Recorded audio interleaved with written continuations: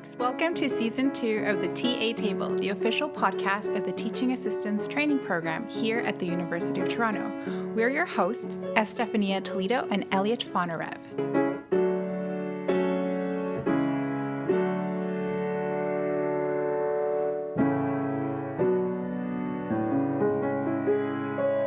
Welcome back to Season 2. We're so excited that you are joining us again, and we've got a lot in store for you. What are we talking about this season, Elliot? Glad you asked, Estefania. This season, we wanted to take a deep dive into one single topic, a very hot topic in the current moment, and that is teaching and learning in this new information ecosystem that includes generative AI or GenAI. So language model-based technologies such as Copilot, ChatGPT, and Gemini have proliferated and are hard to ignore. So we're bringing you 4 whole episodes that focus on how these tools are impacting teaching and learning. And we talked to educators from across the university about their strategies for course design, assessment, and student engagement, and how they're adapting in this quickly changing landscape.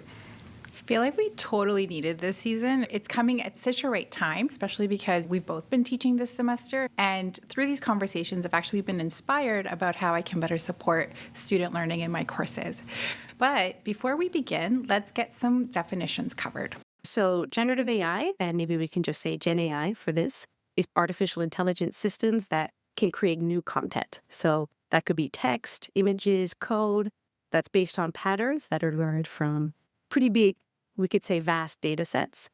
And in the educational context, we're really focused on large language models. That points to a subset of GenAI that's really focused on generating novel, human-like text, which itself is based on that data, the training data, but is itself original creations. That voice you heard was from Victoria Sheldon, who is the Faculty Liaison Coordinator in Generative AI Pedagogies at the Center of Teaching Support and Innovation at U of T. Later on in the season, you're going to hear from her again, as well as her colleague Derek Hunt in a later episode. But for now, what we'll add to Tori's definition is that LLMs are a predictive linguistic tool. And we actually have a very special guest to explain what that means. Here's ChatGPT herself. How generative AI is a predictive linguistic tool. Generative AI, and especially large language models, LLMs, like ChatGPT, are predictive linguistic tools because they generate language by predicting what comes next in a sequence of words. These models are trained on massive amounts of text data from books, websites, articles, and more. And they learn the patterns and structures of language from that data. When you ask a question or give a prompt, the model doesn't think in the way a human does. It predicts the most likely next word, one word at a time, based on what it has seen in similar contexts during training. Over time, these predictions create sentences, paragraphs, and full responses that feel coherent and natural. So in essence, GenAI uses probability to predict language. It mimics how humans use context to form meaningful sentences. It is generative because it can produce new combinations of words, not just repeat what it has seen before. That's why we call it a predictive linguistic tool. It generates language by forecasting what words are likely to come next, grounded in patterns it has learned from human writing. Let me know if you want this explained in even simpler terms or with examples.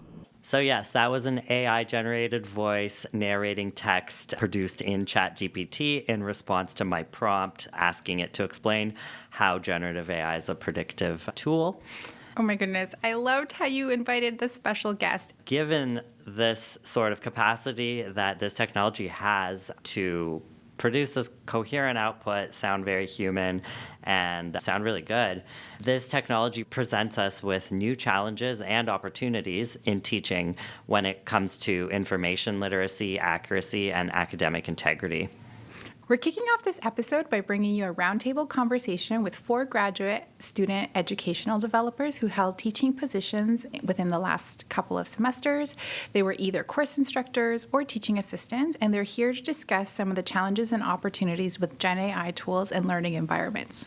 So for this episode, we're joined by Stacy Butler, Sherry Ann Ram, Sam Sanchinel, and Noah Khan.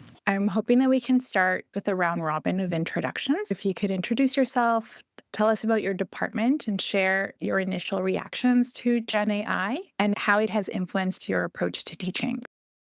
Hi, everyone. My name's Stacy. I'm a postdoctoral fellow at Unity Health Toronto.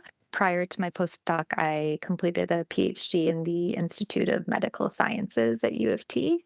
I had my first course instructor position in the Department of Health and Society at Scarborough campus. So, having my first course instructor position, I was also navigating this very overwhelming time of what am I going to do about generative AI. I saw the educational value of these tools, but I also was dealing with all of the extra work of creating your first course, so didn't feel overly confident in my own teaching or my own engagement with these tools to really integrate them into my course. So my policy was that students had to submit their own work for their assignments, but they could use ChatGPT as a learning aid. So if they were struggling to understand concepts from the course, they could ask ChatGPT to explain it to them, for example.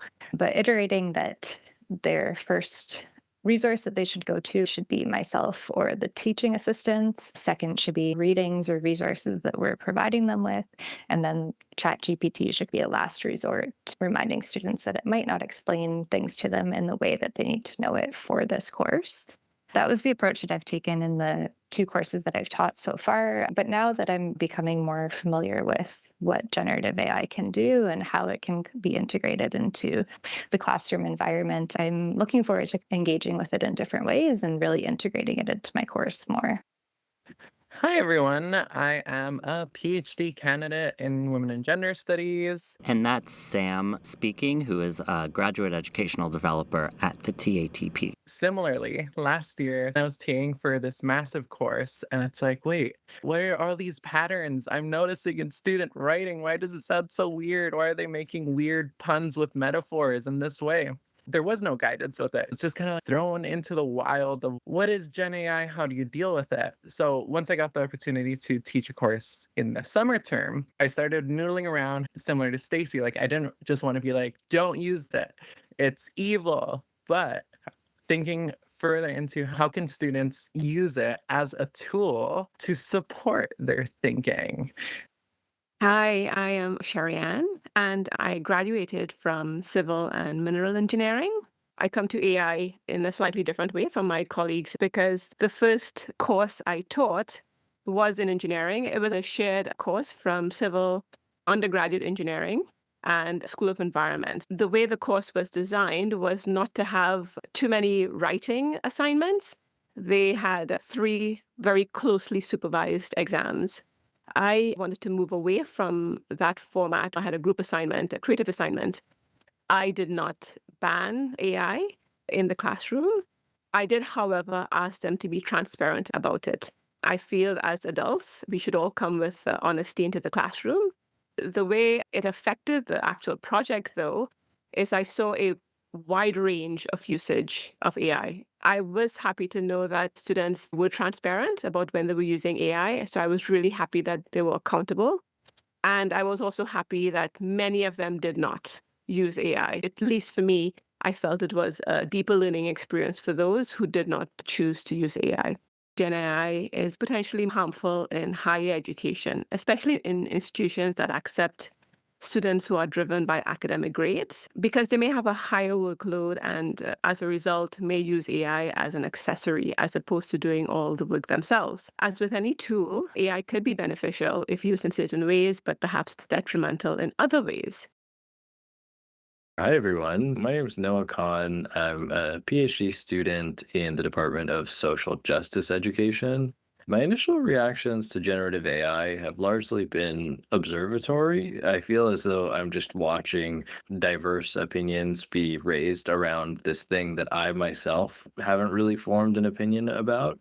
I study the affective or emotional dynamics of AI development and try to take an impartial stance toward it, so I'm not exactly pro against. And it's influenced my approach to teaching Largely in just having more conversations with instructors about what we should do. So it's a lot of collective decision making that has largely been helpful because it's given me something to talk about and make decisions with my instructors. What a great panel. I feel we're in for such a treat in this episode. One of the first questions I brought to the group was how they were integrating Gen AI when designing assessments in their courses and academic integrity issues they faced.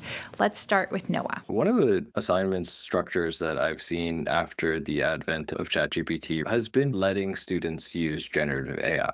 So saying, you can use it. I don't care. The assignments are the exact same and everyone can use it because the free version is close enough to the paid version. It's a tool, it's out there, just like Grammarly is out there, just like calculators are out there. I don't know how much I agree with the statement itself because it does push students to use the tool that maybe has its own questions about whether that's the right pedagogical structure for developing someone's learning. But it did broadly raised the floor of the assignments, and the quality was pretty good because it was understood that the ChatGPT produced essay is the bottom. If you didn't achieve that level of writing, the question is, why wouldn't you have used AI to support you to get to that level of writing? I don't want to gate people from using ChatGPT, but then again, I also want to think about whether suggesting the use of ChatGPT suggests a certain kind of educational development that maybe I don't agree with. What I've seen in my department, at least, is that a lot of the junior scholars, a lot of the graduate students who are doing teaching, have developed interesting ways of integrating it into assignments like, how does Gen AI do a summary? Now compare it to you doing a summary. What's different? What's the same? What can we learn from it? What does Gen AI focus on? There's lots of ways to integrate it. When I was designing assignments, I kind of like to do a little scaffolding thing. So when thinking about a final project, what can students do? They could take any direction with it, but what they do before that is an outline. Having AI as a tool to think of possible ideas, possible ways of framing a final project has been helpful and useful. Before all of that, what I do with students is that I prime them on what AI is and how we should be using it. I taught pop culture, gender and pop culture. Teaching from a cultural studies perspective, how do we integrate AI in that sense? What's the ethics of using AI? There's a really lovely database that I've shared with students called the AI Incident Database, where it talks about all the different ways that AI has gone wonky or has caused some damage or harm to people, especially when we're thinking about gender minorities, sexual minorities. How does AI interact with that? And if we're dealing with these topics in class, what does it mean to have AI produce these responses in this way? So I think priming students on don't just throw in the assignment and AI and give me what it spits out, but actually think about it. It's not just a thing out there, but it has real world implications. Building off of what Sam said, instead of just having students put their assignment into AI, but actually critically engaging with it, I think that's the direction I'd like to go with my courses as well. And really like helping students build digital literacy skills because generative AI is not going anywhere. So I think being aware of how it might help you as a student, but also some of the pitfalls with it. And like Sam mentioned, biases that it's perpetuating. There's a prof at U of T, Dr. Jessica Hill, who created this assignment that I love. It's posted on CTSI's website. And she essentially used Microsoft Copilot to have students create profiles of vaccine hesitant individuals. So people who weren't willing to get vaccinated for COVID, for example. Having students evaluate the quality of the sources that Microsoft Copilot used to create these individuals, and then having a conversation with Microsoft Copilot and these profiles, and then analyzing that conversation and comparing it to evidence-based methods for vaccine hesitancy. What kind of biases is it perpetuating? What kind of stereotypes of vaccine hesitant individuals does generative AI come up with? How's that going to affect work in the real world or people's views if they're perpetuating these stereotypes? I think that's the way I'd like to go with assessments, critically engaging with generative AI, thinking about equity, thinking about biases, and trying to encourage students to realize that their own way of thinking is powerful and they shouldn't just be relying on technology to think for them. Unlike my colleagues here, when I designed my assessment, it was meant to discourage the use of AI. There are several reasons why. My studies were in sustainability and generative AI, the databases, everywhere it's stored, the whole process of generating is quite energy intensive. It has a lot of emissions, it damages ecosystems. So it was a sustainability course. And I did talk to the students about some of the effects of AI on the planet, but they still had the freedom to use it or not. That was their choice. The assignment was designed to discourage use of AI, and I'll tell you how I did that. AI can do many things, but AI cannot simulate interactions among people. It cannot evoke emotions. It cannot deal with complex decision making like sustainability. The assignment was designed so that students can understand when they go out into the world, they would have to collaborate, deal with people from different areas, and find solutions to big problems. All of that cannot be delivered with AI. So my intent for this assignment was to simulate that when they go out into the real world, knowing that we have a big problem ahead of us, and AI at this time cannot help with that big problem. It might be able to help with some of the more basic functions with problem solving, but not with the complex ones. I think I'll jump in here to say that when you're in collaborative settings, talking with other people, even in this podcast itself, it's really difficult to know how people are actually using generative AI because no one really wants to be forthright and say, yeah, I used it to write a scholarship application, or yeah, I used it to write this thing that I won or this assignment that I made. And so I think it's a really difficult conversation that I don't know if anyone knows how to have in the right way or how to create resources in the right way because it requires outing yourself in a way that I don't think anybody is comfortable with, which I think just really gets at important philosophical problems with the university that it doesn't have the prerequisite trust and affective dynamics to make people comfortable. Noah covered it really well. Academic integrity is the biggest concern with generative AI, and that we don't really have a way to prove when students are using it. It's a long, headache inducing process if you try to go down that route. That's why a lot of instructors are hesitant about generative AI and at a loss for what to do about it. With my role at the TATP leading course instructor training camp, we're providing training to new course instructors. Generative AI is the number one question. What do I do about it? I think that's the biggest challenge for instructors right now, navigating this era while trying to maintain academic integrity. I have a lot of grading. I just see, even in my dreams, a flurry of ChatGPT bullet points. At the bottom of the paper, it says ultimately, comma, something. At the beginning of the paper, it always looks the same. You look for arguments that build on things that were specifically mentioned in the course content. And so I think it just sharpens the eye of assessment. The conversations that I've had with my instructors are roughly, hey, this looks like it's been written by generative AI, or at least in large part. And usually the syllabi says you can't use generative AI, it's against the rules, but there's no official AI checker, there's no detective system. Nobody wants to go through the fights of figuring out, making a claim and having it rebuked and all of the debate that would have to go on there. And so it's generally, it gets a lower grade because usually ChatGPT does not create a good essay. And so I think it raises the standard of assessment, which I think is actually a good thing that ChatGPT becomes the floor. I agree with this idea of there's the secret of AI and the university hasn't told us what to do about it. So when I'm thinking about what's been most helpful in my classes is having honest conversations. I took this workshop at TATP that was about approachability and humanness when relating to your students, right? Saying, hey, students, me reading 20 papers of AI horribleness has a mental toll and I hate it. And then chatting with students, they're like, hey, I'm human. I'm exhausted. I have 40 assignments. I am so tired. ChatGPT is this seductive, tempting option that I just took. I'm so sorry. How can I reframe my syllabus? How can I reframe the way I accept assignments? How can I reframe concepts around late penalties or my approachability so that students can come talk to me?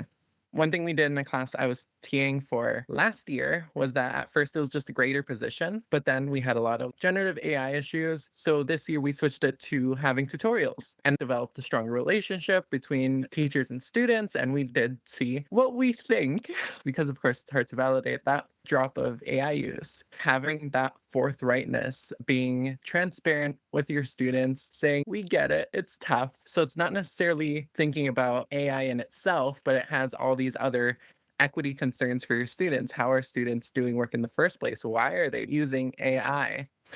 My opinion on it is I think this is where like scaffolding can be really useful. So breaking your assignment into different chunks and having students submit part of an assignment, getting feedback on it, and incorporating that feedback, because then at least you have this trail of their work. It also teaches students the importance of being able to revise their own work. And I think that's a really important skill for students to learn, and normalizing that things aren't going to be perfect the first time around, teaching them to learn from their mistakes and improve upon their work. So I think scaffolding, one approach or modification we can take to assignments without completely redesigning them to really promote academic integrity.